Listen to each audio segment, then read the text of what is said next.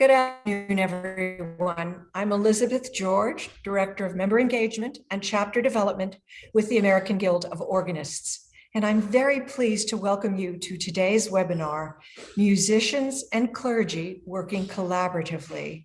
That is a joint presentation with the AGO and the Church. Before I introduce our first speaker, just a couple of housekeeping notes. This is being recorded, and probably within 24 hours, it will be uploaded onto our website. You will see under the Education tab, there is a sub-page called Past AGO Webinars and Supporting Documents, and you'll be able to find the link to the recording there as well as any handouts, and there probably will be accompanying handouts.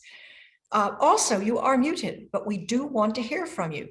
Please use the Q&A button, that is the icon at the bottom of your screen, to post your questions.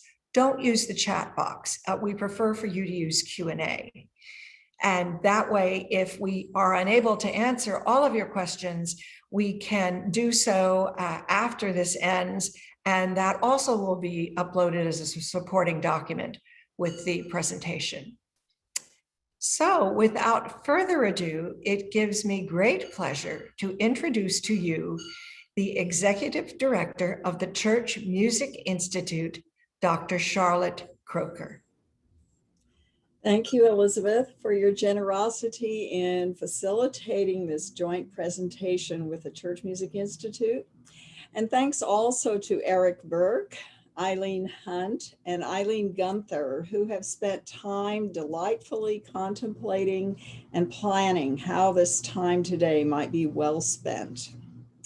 CMI is also pleased to partner with the AGO in our common goals to support clergy and musicians for their work with congregations. CMI's online sacred music libraries and training for leaders of worship work in tandem with the musical professionalism of AGO to benefit all of us. One of the programs of CMI we will explore today is made possible by a grant from the Lilly Endowment, an effort that began in 2018 to benefit clergy musician teams and their congregations. Participants in the program include the pastor or priest, the primary musician, and both of these people are called Lilly Scholars, and a congregational representative in a project to inform, energize, and engage congregations in a vital worship life, using proven practices and, for the most part, resources already available to them.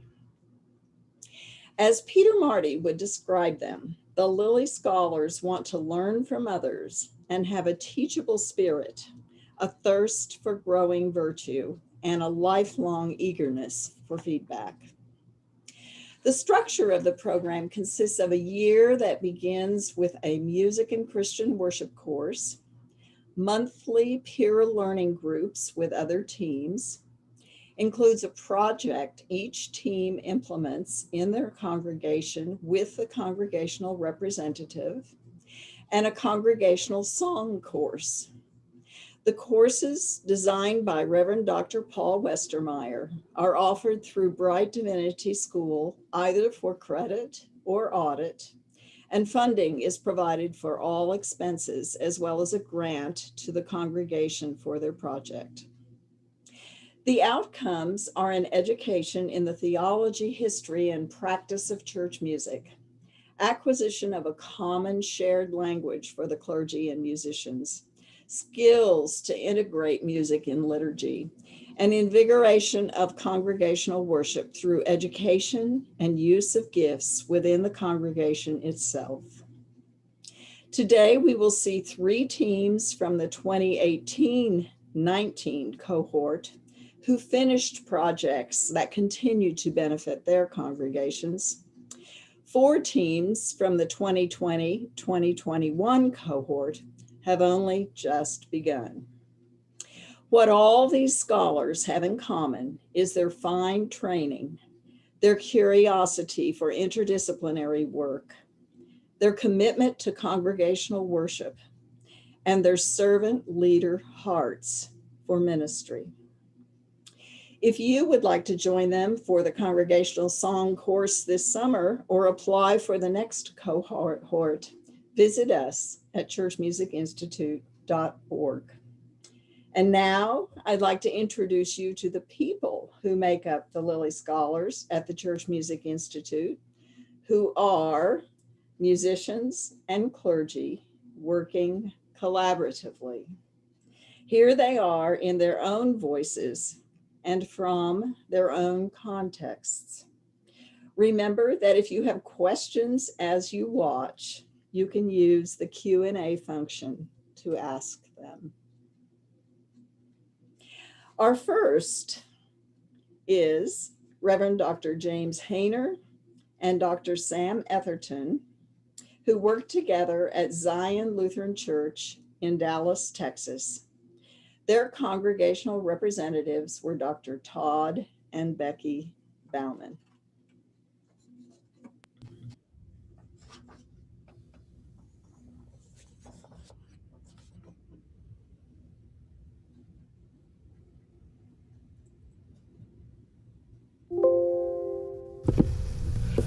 Greetings from Zion Lutheran Church and School in Dallas, Texas. My name is Sam Etherton, and my pastor is the Reverend Dr. James Hayner. Zion is a church with about 350 people attending each Sunday.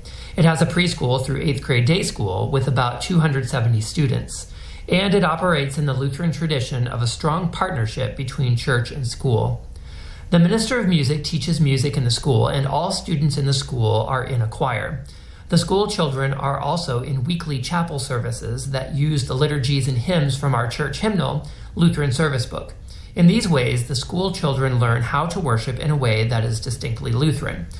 We wanted to educate the rest of the congregation by asking, why do we worship the way we do as Lutheran Christians? That question formed the basis of a weekly course that Pastor Hayner and I taught during the Bible class hour on Sunday mornings, over a 6-month period, and we met regularly to discuss and plan the classes. We titled the class, Worship, Where Heaven Meets Earth. We held the class from December through May, which is the festival half of the church year, beginning in Advent and lasting through Pentecost Sunday. Each session was designed as a standalone class, covering a single topic each Sunday morning. In this way, we felt that people who missed a Sunday would more easily be able to come right back and participate the next.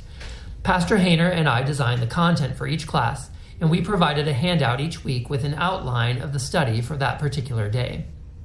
Topics included seasons of the church year, what is the lectionary, baptism, the divine service, the choir offices, and many more.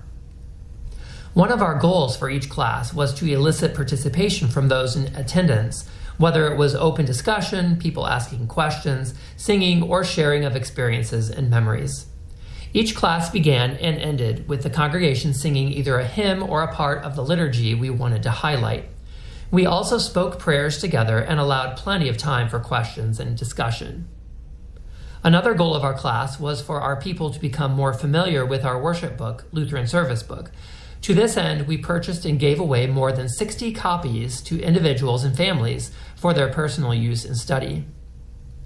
At the end of the course, we planned a culminating event for the congregation. This was a traditional Lutheran hymn festival held on Pentecost Sunday. The theme was the church year.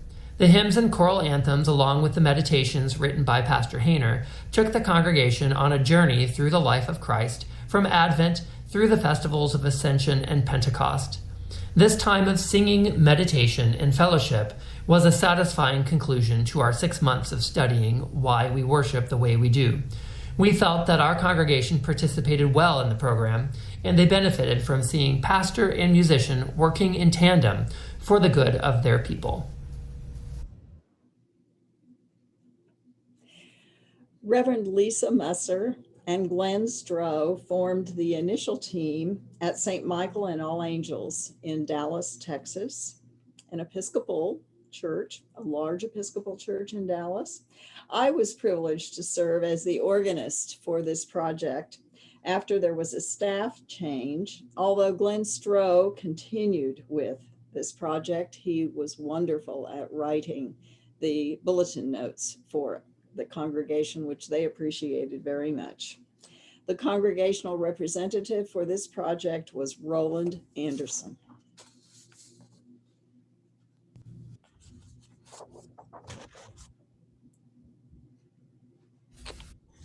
Reintroducing music into a spoken liturgy.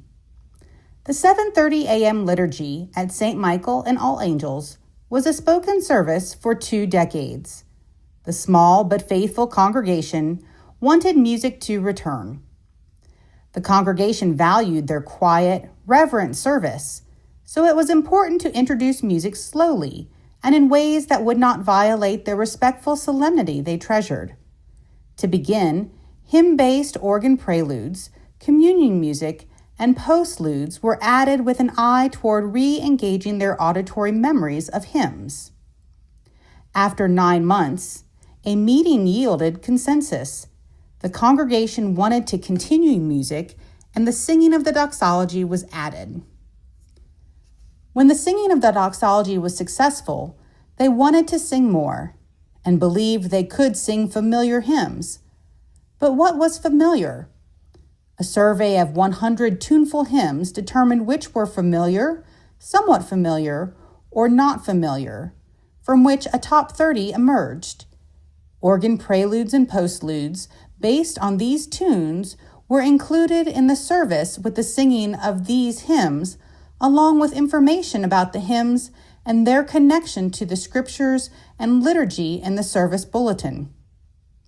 6 months later, 2 choristers from St. Mark's School of Texas arrived, one a church member, the other an enthusiastic participant in the experiment. The boys supported the congregational singing and sang an offertory anthem each Sunday. Interest in the service increased. The choristers gave confidence to the congregation to sing more robustly. The congregation affirmed the boys as important leaders for worship. This community of worshipers was developing into a community of singers. Awareness of the value of music to worship emerged as it was experienced.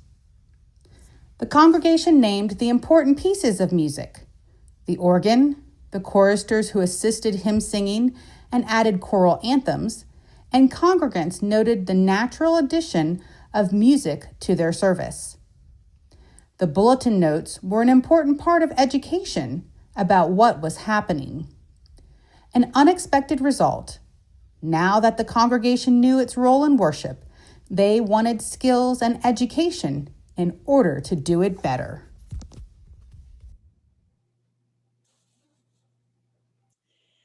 Pastor Adam Douthwaite and Dr. Tim Shoemaker currently work together at Our Redeemer Lutheran Church in Dallas, Texas. Ann Eggold was their congregational representative.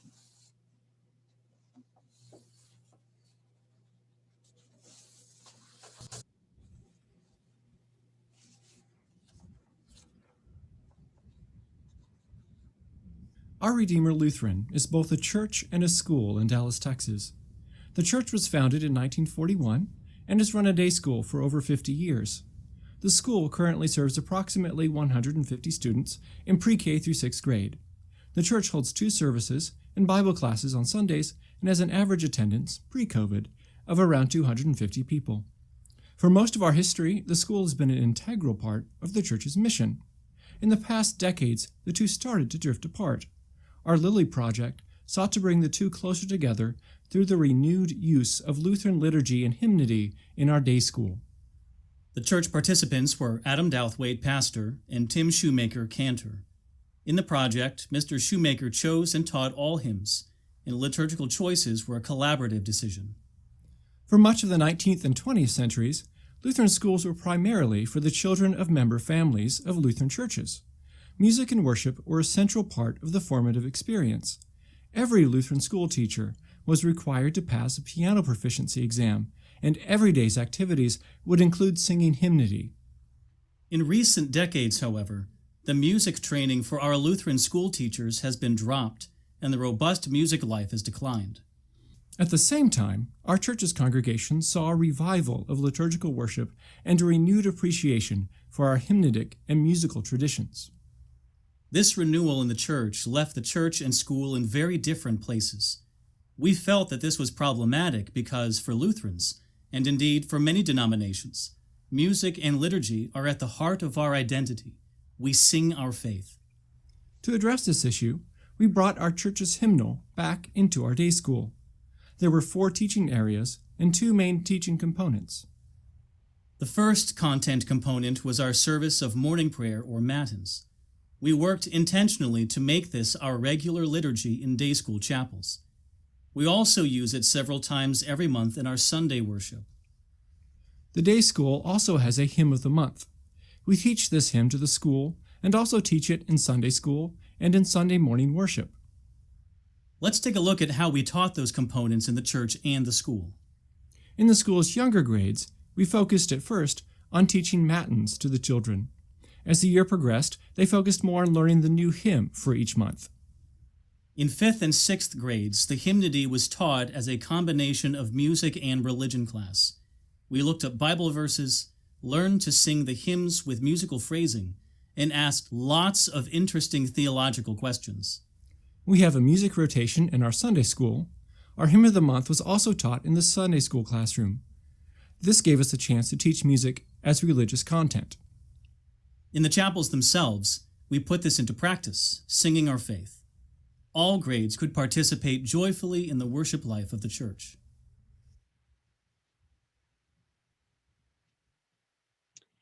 And now we move to our current cohort of Lilly CMI scholars and start with the Reverend Dr. Stuart Baskin and Weston Jennings, who are from First Presbyterian Church in Tyler, Texas.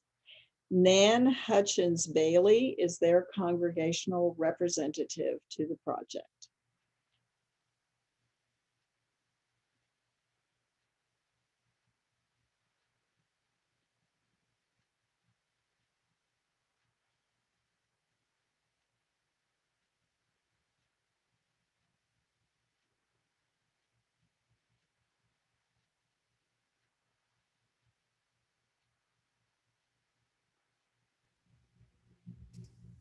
FPC Tyler has a long history in East Texas and continues to be a diverse community of believers rooted in a compassionate faith.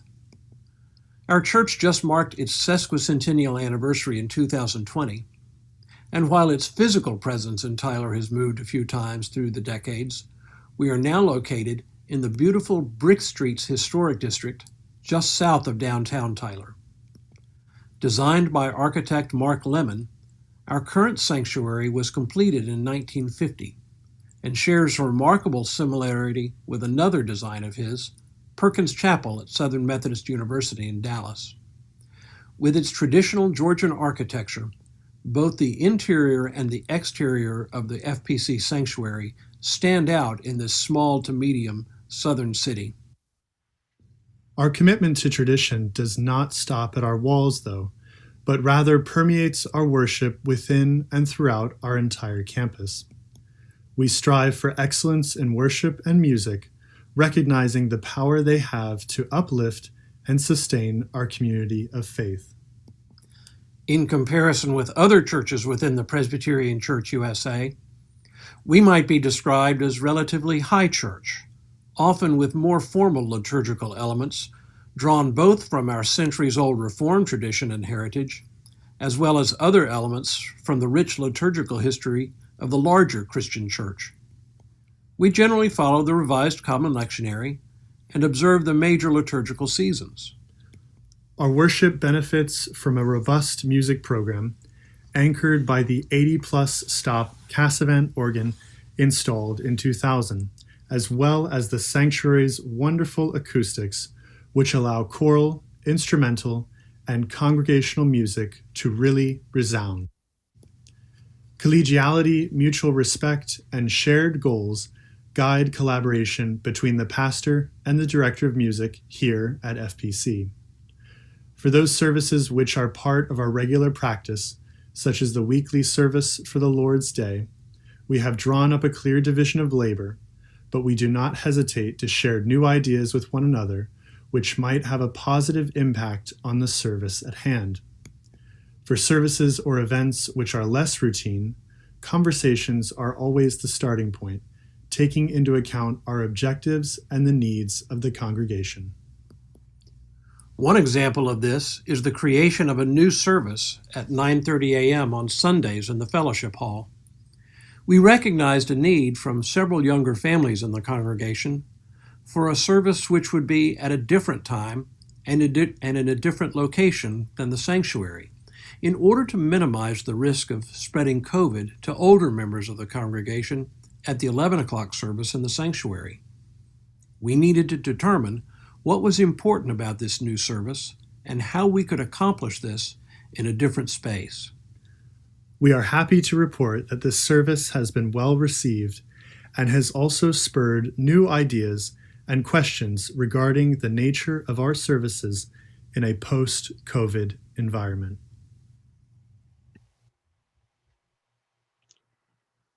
Now we will move from East Texas to Denver, Colorado, where Reverend Ann Scalfaro and Dr. David Farwig lead Calvary Baptist Church. Ann Comstock is their congregational representative.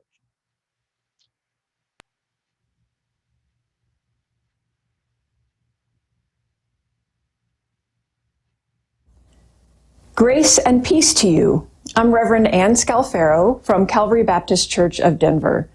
I've been on the pastoral team for over 12 years at Calvary and have served as the senior pastor for the last 8.5 years.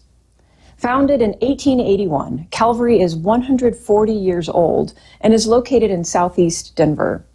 We're affiliated with the American Baptist Churches USA and are a predominantly Euro-American congregation, although not exclusively so, with multi-generational membership.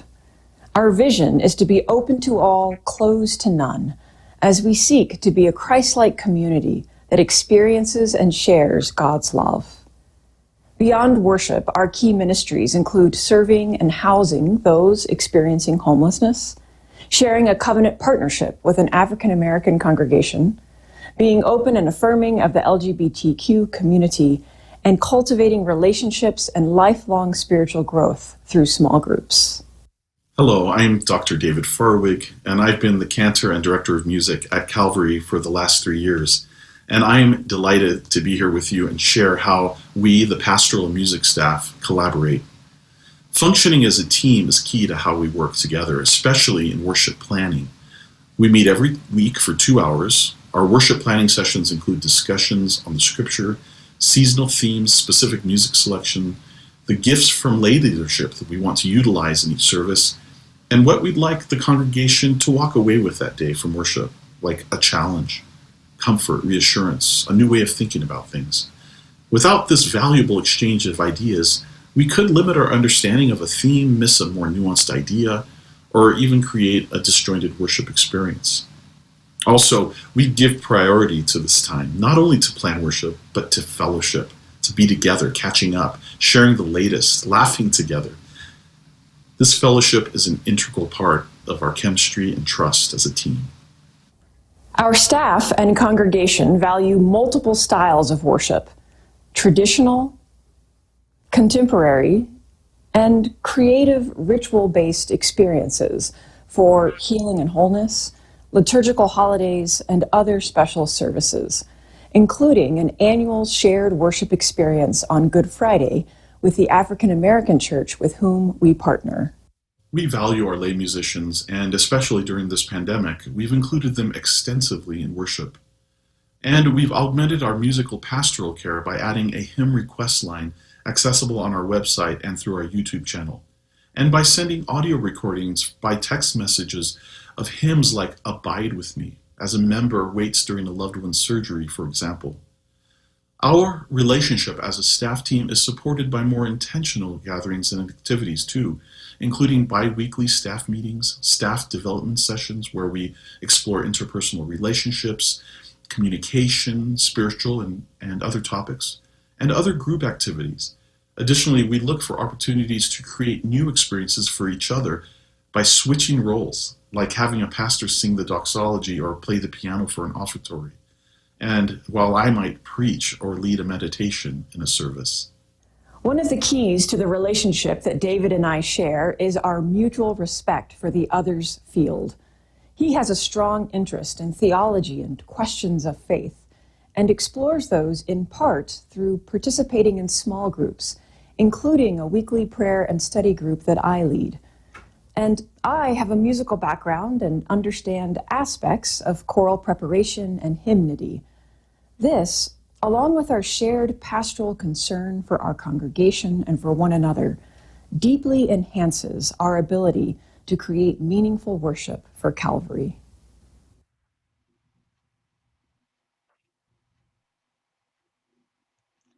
Now we'll move from Denver, Colorado, where there's lots of snow right now, back to East Texas and Kilgore specifically, where Reverend Will Wilson and Gayla Strunk are the leaders at First Presbyterian Church, and where Ryan Griffin is the congregational representative for their project.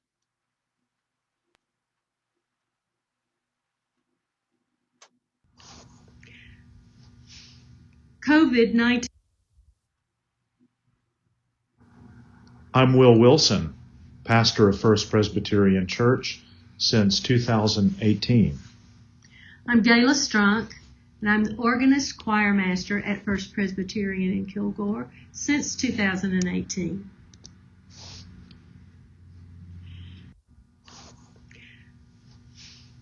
COVID-19 quarantine closed the church to in-person worship. Those in the congregation expressed their need to be at church. They missed hearing Advent music and the Advent message. Will and I met, and we decided on 4 Psalms of hope for music and meditation, one for each week of Advent.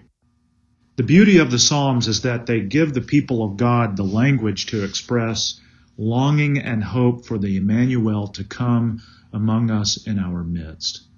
And in a time of quarantine and social distancing, one of the ways that we decided to build community is to send out these devotions so that we might have a shared experience of worship. A great resource that guided us as we thought through the particulars of this project was Martin Tell's Psalms for All Seasons.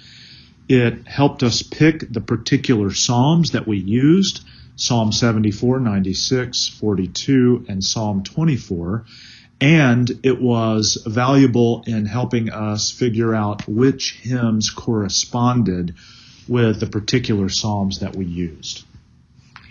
I chose meditative organ music and piano music to illustrate the message of these psalms and these hymns. I used an uplifting dance-like rhythms of Comfort, comfort ye my people, to express the gaiety and the happiness of the promise of the coming of the Lord. This particular project was a collaborative effort from beginning to end. Gayla and I work well together, and we both work with the conviction that it is beneficial for the church as a whole when clergy and musician are able to work together. I believe when that happens, the entire congregation is able to flourish and excel. These 2 photos are screenshots of one of the videos that we emailed out to the congregation during Advent, and I believe that they capture the essence of our particular role as worship leaders. We each have our own role, but when we come together, it is one harmonious experience of worship and glorifying God. Here's a picture of a beautiful stained glass window, and underneath it, the famous Anshimad trumpet that is actually the first horizontal Anshimad trumpet installed in the United States. This is an Aeolian Skinner Opus 1173, 77 ranks. This is a wide shot of the sanctuary of the First Presbyterian Church in Kilgore, Texas. The building was constructed soon after the oil boom in the early 1930s. It was completed in 1939. The beauty of this space points our hearts and our minds toward the greater beauty of God who dwells in our midst.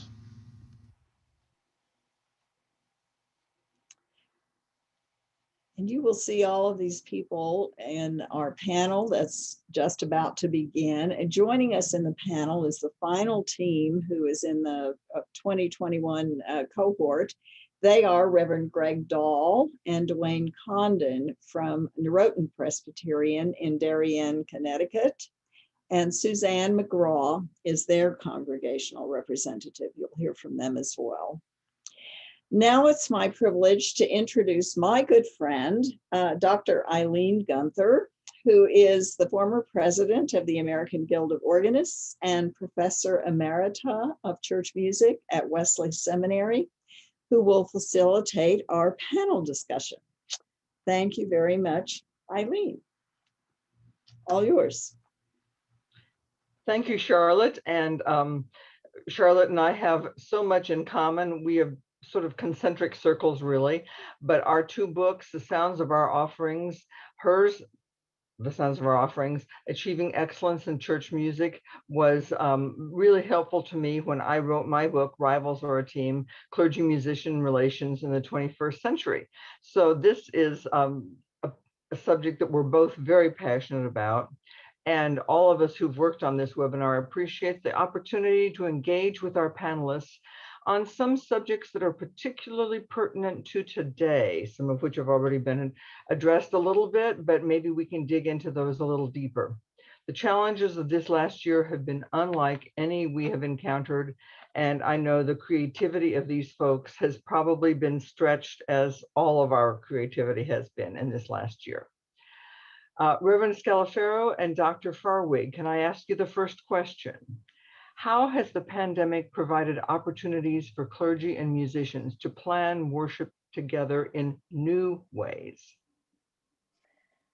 Thank you, Eileen. Well, everything about worship in the pandemic has been new, so it has been all opportunity. And I think one of the things we discovered is that we were live streaming before the pandemic, but creating worship primarily for those in the sanctuary. And if those happened to be on vacation or maybe tuning in from home, they were sort of looking in on the experience of those in the sanctuary. When we moved to pre-recorded worship, which is what we continue to do as we get to the end of the pandemic, we realized we're creating a worship experience for those worshiping from the home. So how do we make that experience as personal and intimate as possible so that they're not only able to connect to God, but to be able to really connect to one another? So a couple ways that we've explored that creatively in worship planning is thinking about our camera angles, our set, if you will. Where are we recording? What aspects are in the sanctuary? What might be in front of a painting? What might be outside? I preached a sermon on Jonah and the big fish, and my benediction was at a lake with my golden retriever jumping out as I gave the benediction. How might we involve congregation members? So Palm Sunday, having them all send in videos of them waving branches in their yards, or Pentecost, having them wear red and dance or wave, and incorporating these parades virtually, if you will, to involve that engagement. So it's really been thinking about almost the screen as a sacred space, and how do we create that connection? And David will talk just for a minute about how we've done that with music. Thanks.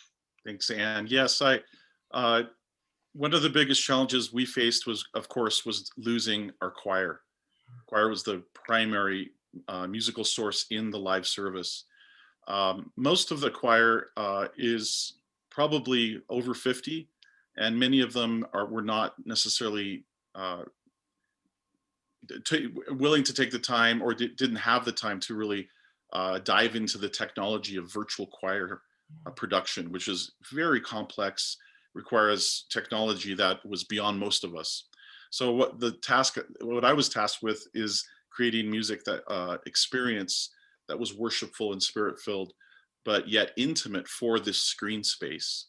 And one of my goals was to involve lay musicians as much as possible. We're blessed with a large collection of lay musicians in our congregation, and they were very willing to do experiments and to try all sorts of wonderful creative things with us, including multi-tracking up to 4 or 5 voices with certain singers, bringing in instrumentalists, some of the youth with their drumming and trombone playing, all sorts of these kind of things. And then one thing that I had to do as cantor is because I lead all the hymns and all the service music, is bring in my guitar because we were not meeting in the church. And I got to really improve my guitar skills at that point. So it was just a great variety and constant challenge to bring this to this sacred space on the screen, but yet really involving a lot of the lay musicians. Well, that's great. And you mentioned something that I think is probably important for us to mention at the very top of this panel, which is that the amount of work for people to go to, both the individual singers as well as the people who might be deciding that they want to be doing the editing. I have friends who have done this, and it's basically an hour a minute of work. So if you've got a 5-minute piece, you've got 5 hours. Now, depends on how many folks you've got and how good you are at it, but it still is way more work than I think a lot of folks realize. So thank you for allowing us to say that. Our next question is for Reverend Dahl and Dwayne Condon. How will the pandemic change how clergy and musicians view their vocations to serve their congregation?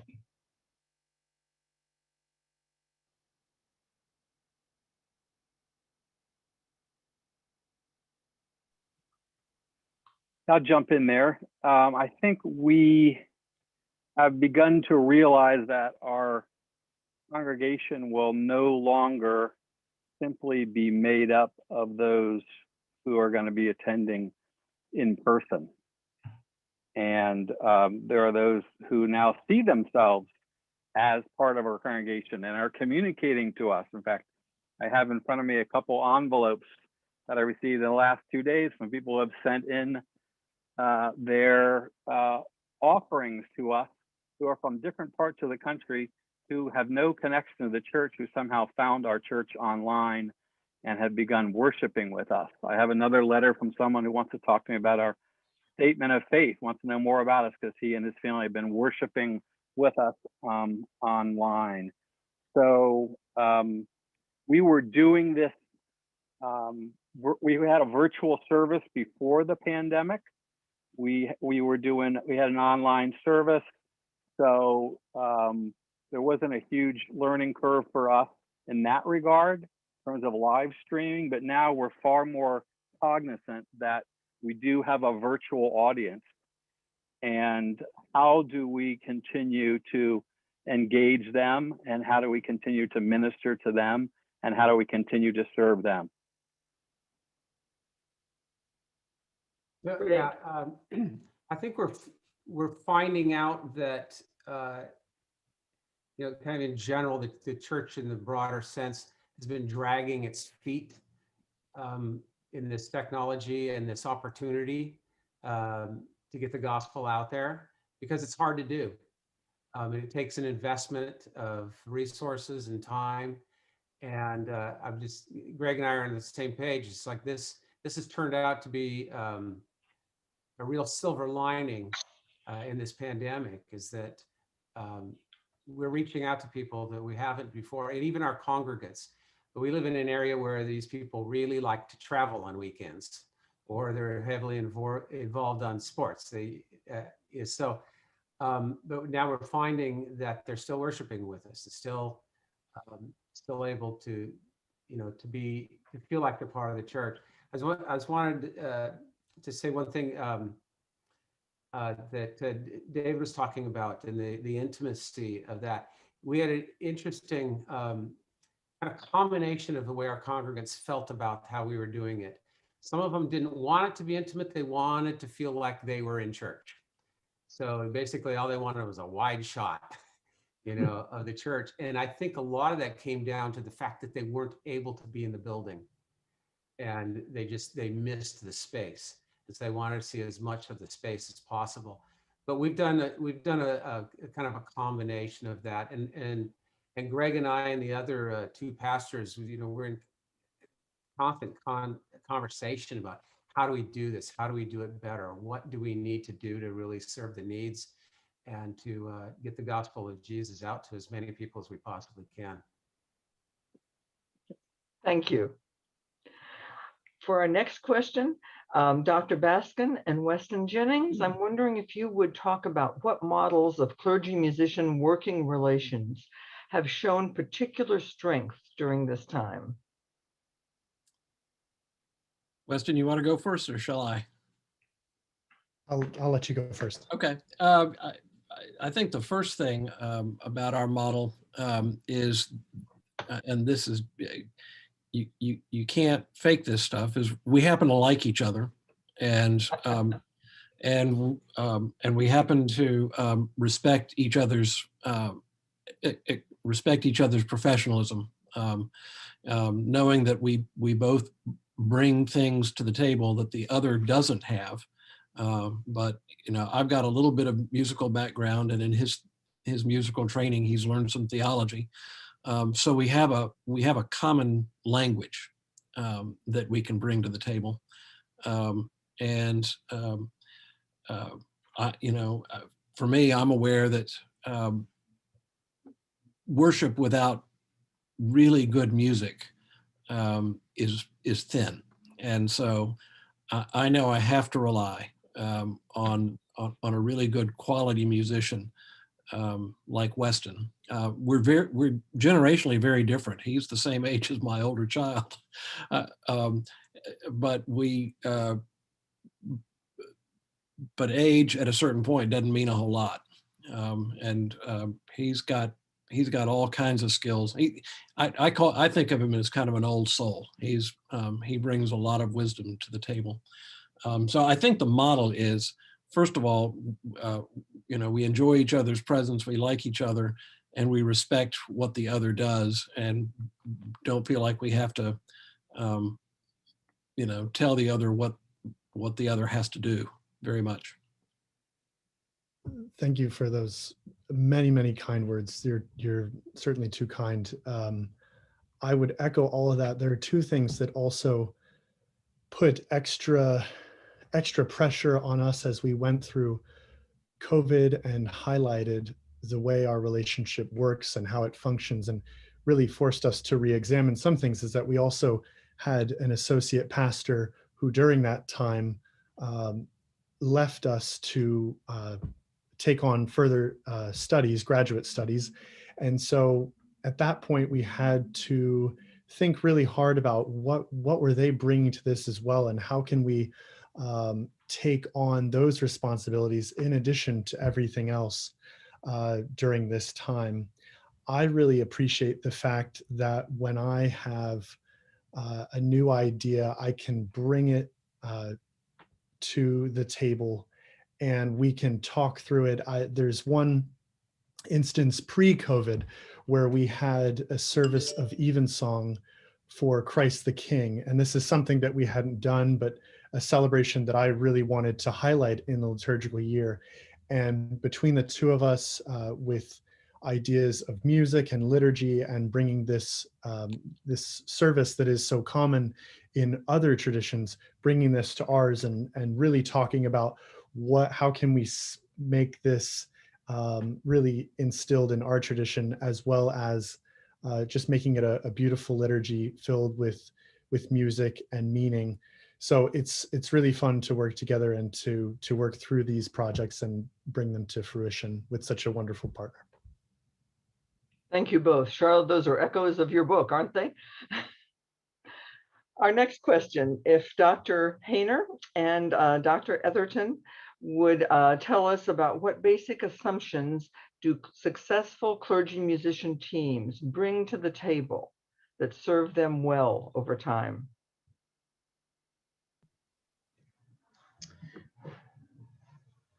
Thank you, Eileen. I'll jump in here, Pastor Hayner, and you can feel free to come in if you want to. I think one of the main things for the pastor and the musician to have in common is their philosophy of music. Of course, it sounds very basic, but for a musician and a pastor not to see eye to eye on what music means in the service is the proverbial recipe for disaster. Having frank conversations about the role of music in the Lutheran Church, it's pretty commonly held that the music is the handmaiden to the gospel. It preaches the word just like a sermon can preach, in a little different way. And so, having that common philosophy of what music does in worship will solve a lot of problems. So it's really, I guess it shouldn't be an assumption. It's something that needs to actually be talked about and come to the surface between pastors and their musicians, so they are on the same page. Because I think that affects their personal relationship also, the way they work together. If they're set on the purpose of music in the service, then everything sort of flows from there, I think. I'd like to make two observations about Sam and seeds that he planted. I'm retired, so I'm not actively involved in the process right now. But since Sam left after our project and went to Wisconsin, and together with the COVID, we've had to change things a lot. But we do have live worship, and the seeds that Sam planted in the relationship with our senior pastor, I think you can really see that, because to the average observer, nothing really has changed. Their relationship, that foundation was firmly set in place. So it's the credit to parish musicians like Sam and our senior pastor that if you lay a good foundation, even during trying times, it will still have its rewards and its fruit. The other thing, the observation is, when the pandemic came, we went to a video type of service, and rather than just videoing our in-church service, the design was made to be that this would be observed in the home, something special, not just replicating the public worship service. And Sam is influenced, particularly with one of our teachers, not the pastor, but one of our teachers on staff that has skills in this, have really come up with, I think, a good 20, 25-minute format that a lot of people have told me that they really appreciate. So as I observe the legacy that Sam left for us at Zion Dallas, his relationship with the senior pastor, his relationship with other colleagues on the teaching staff, when you have those good relationships and you plant solid foundations, even trying times will not throw you for a loop. Can I say amen? Our next question, Reverend Wilson and Gayla. I'm wondering, does the congregation view the task of clergy and musicians the same way that clergy and musicians see their own tasks? Yeah, that's a great question. From what my sense of the congregation is that I would say for Kilgore, for First Pres Kilgore at least, they do. And I think that's in part because Gayla and I work hard to present a clear and united front in what we're doing in worship and what our purposes is, and what our goals are. And so, for example, in our meeting with our elders, we call it the session. Gayla and I will often give a report about some of the upcoming things we're going to do in worship. And I think by presenting sort of the united front that we're a team, that our task is to not be, sort of providing an entertainment service, but a worship service. we're very clear about that, both with ourselves and with the congregation, that our role is to not feed people's desire to be entertained, but to cultivate a worship experience where we worship the Father, Son, and Holy Spirit. Thank you. Gosh, I don't know what to add to that. We do work very well together, and I think the congregation can see that. They're very supportive of what we do, and it shows. It's I think the congregants are thrilled that we do what we do. Very supportive, so I'm grateful for that. And we like each other too. That too. Yeah. Makes a difference, doesn't it? It does. Moving to our last question, Pastor Douthwaite and Dr. Shoemaker. What common resources, books, planners, inspirational resources feed your work together? And maybe a slightly more personal question, do you worship or pray together? Yes, thank you.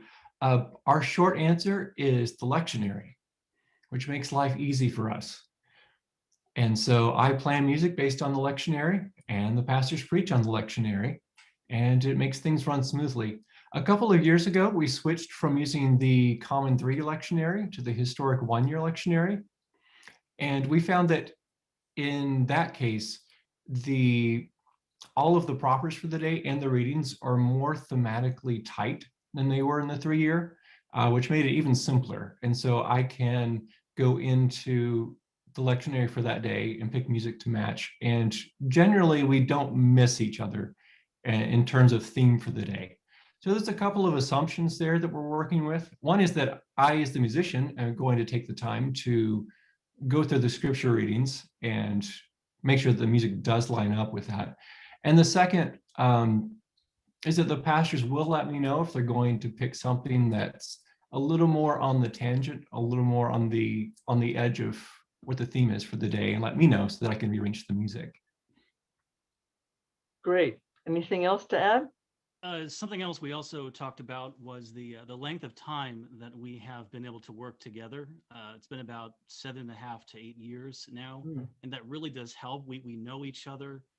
We have similar upbringings and theological education, so we're on the same page, which is very helpful in terms of planning and things.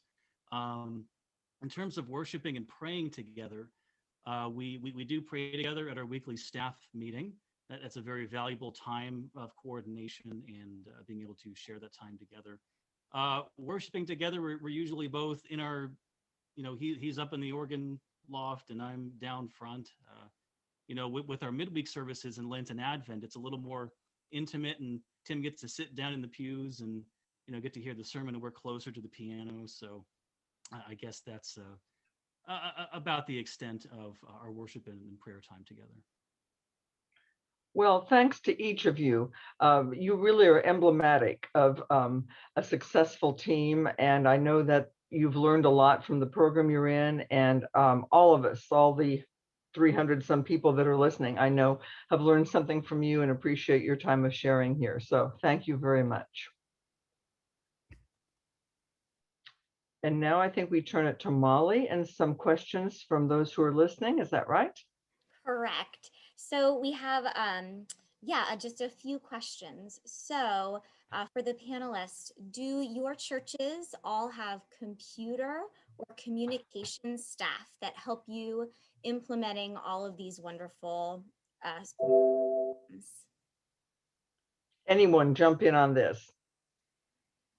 I'll take a stab at that first. We do not have a designated communications director, as many churches do.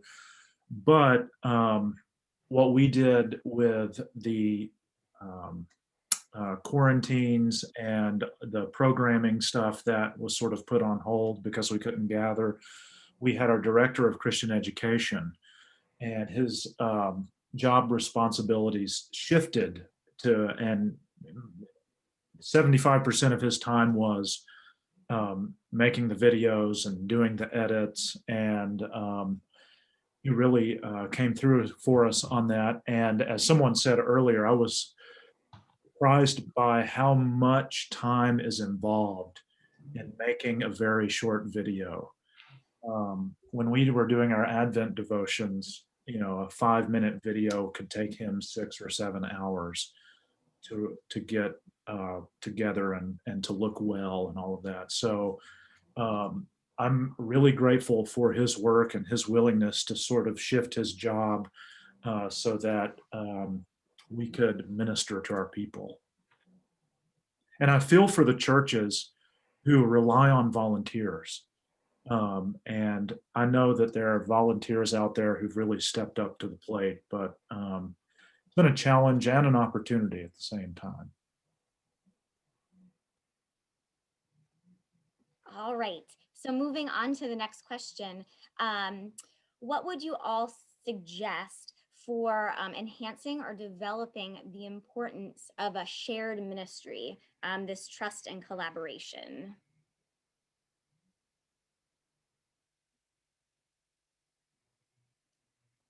Anyone take a stab? Yeah, I'll go ahead since I talked about it. There's some of it just depends on chemistry, honestly.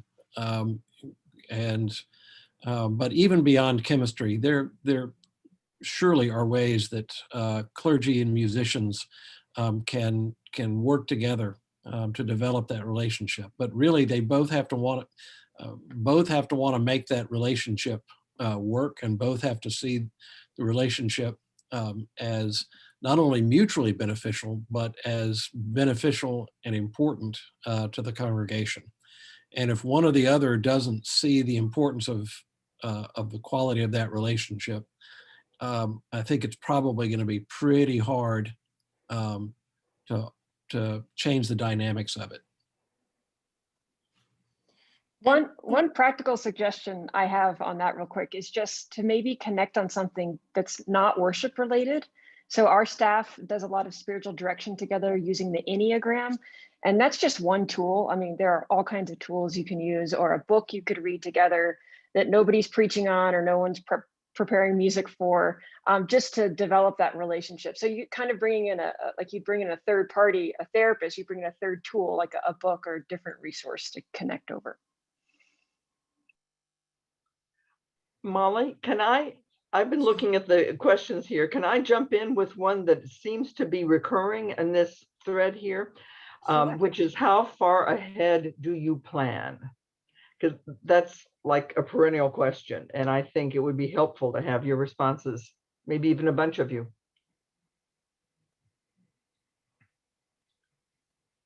Can I jump in first? Please. So I will plan hymns in a cycle of a year. And then I'll plan choir music from there, maybe 6 months out. Anybody else?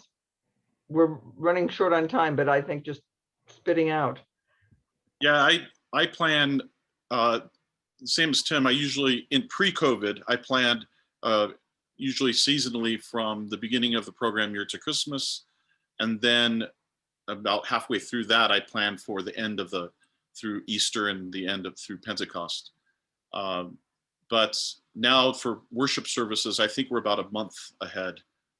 It's just a little trickier with this type of, with the virtual, but about a month ahead. Thanks. I think I'd that's like helpful. to highlight a question that I thought was really, really good. How do we put the fire under clergy to get them excited to work together? We have 3 priests and 2 deacons, and rarely do we even discuss liturgy.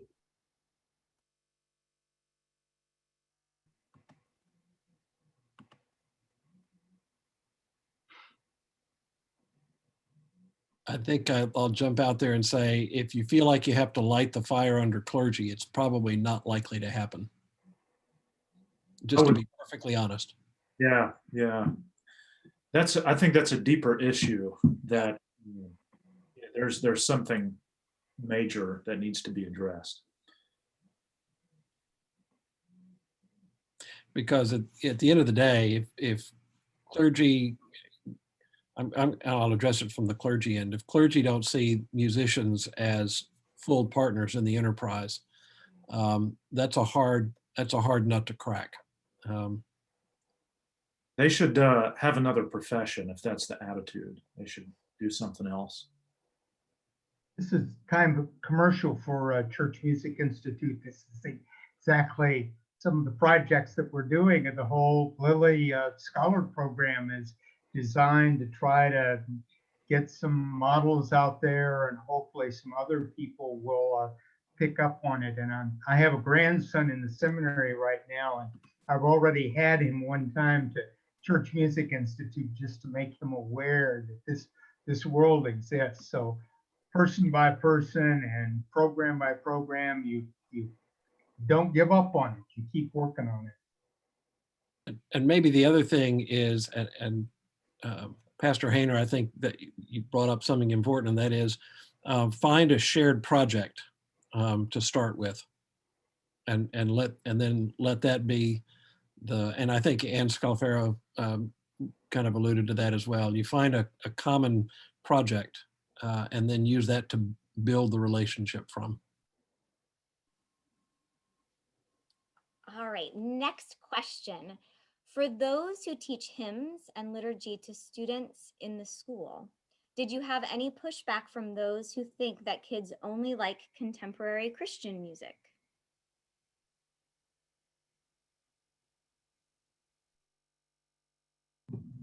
Well, I can jump in there. No, we haven't. Our church is pretty, the culture is pretty established as far as it being a hymnal-based church.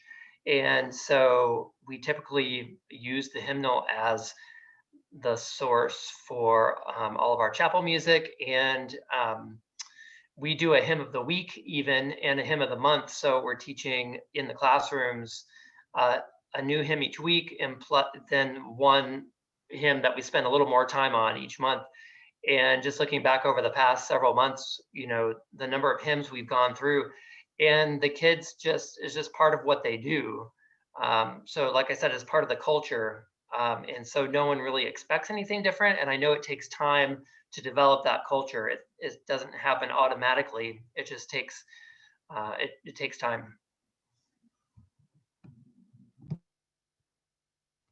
I'm not aware of any pushback either. Tim can correct me on this, but as far my understanding is that the kids really enjoy the liturgy and the back and forth, and maybe Tim can speak more to that. Yeah, I think once you've had the opportunity to teach quality hymnody to children, they will enjoy it, and you can build on that. One short anecdote: I had the poster board that I made last year with the beginning of our Matin service back and forth. And I would pick a different student each week to lead the leader part on that. And with COVID this year, we haven't really met to go through that service. But a couple of weeks ago, I brought it back with the first graders. And there's one first grade boy who hadn't paid attention to a thing I'd said all year. And as soon as I brought that poster board in, he said, "Oh, I love that." And so I think once you get the chance to really teach that with kids, they start to respond.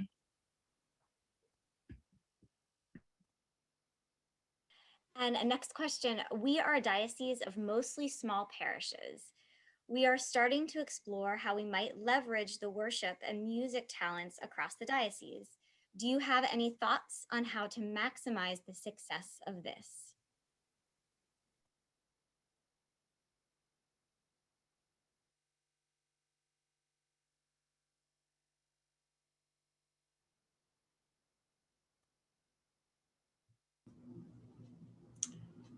I might like to answer that one to that person. Off screen, I realize that we're getting close to the end of the time here, but I could answer that question later if we have a chance to do that.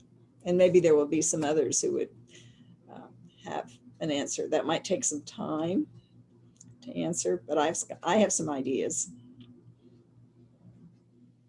We're definitely going to collect all of these questions, and they'll be with the handouts and the link to the video up on our website. So for those who we were not able to answer, rest assured, I will share these with our panelists, and get their input. Eileen, any final thoughts? Just deep appreciation for all the work that you all have been doing, and for Charlotte's inspiration through the amazingly creative work that she's doing. And can I put in a little plug, Charlotte, for choral music and organ music that you've so graciously received? I have sent her many boxes. My mom was a church musician, and they have been so gracious at CMI to receive those. So I don't know if you need any more or want any more, but it certainly is a place that that I feel really great about having made that connection. Thank you. Well, speaking of Church Music Institute, I don't know how many of our AGO members know that they can save $40. The Church Music Membership Institute is $75, and they can save $40 on this. We have a wonderful collaborative program, and they will have access to sacred library music, 18,000 choral selections, and over 13,000 organ compositions. So the way that you do this, and again, this will also be a handout, is you have to log on to OnCard and just update your personal information there, and you will see an opportunity to join. Well, I just want to close by thanking all of our wonderful Lilly Scholar panelists today. This was such a great webinar. Bravo, thank you to all. And of course, to Dr. Charlotte Kroeker with CMI, and to Dr. Eileen Gunther, our past AGO president.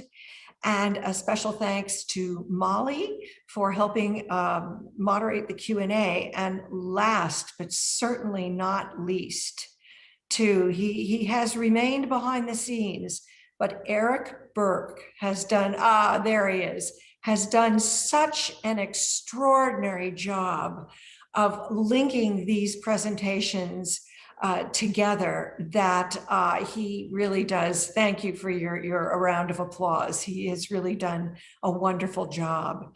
So with that, I'm going to say thank you again. It was wonderful to have you with us. Give us 24 hours, and the recording, the handouts, everything will be uploaded onto our website. We'll send the link out. And I will end by wishing everyone a very happy Passover and a happy Easter. Stay safe and stay well.